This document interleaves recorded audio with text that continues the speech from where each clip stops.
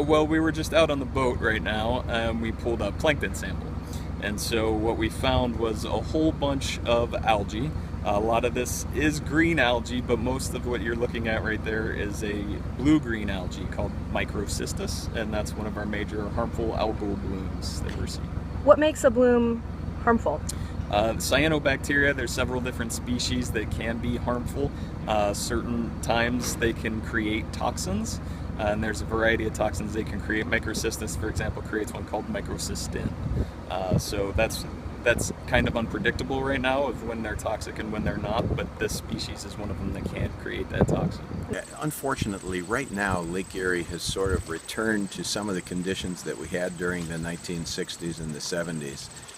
So right now, when we look at our fish populations in Lake Erie, they're pretty healthy. But the water quality itself, we have too large a quantity or a load, a concentration. There's too much phosphorus in the lake, too much nitrogen in the lake. Too much phosphorus during warm weather leads to harmful algal blooms.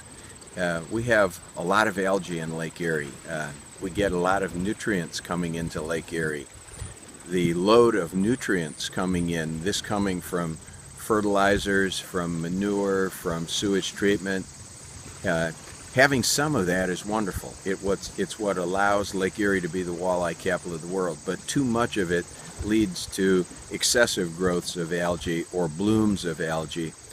But we know from past experience in the 60s where we went from the dead lake when the Cuyahoga River burned in 69 literally to the walleye capital of the world.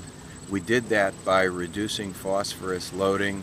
We made Lake Erie the best example in the world of ecosystem recovery.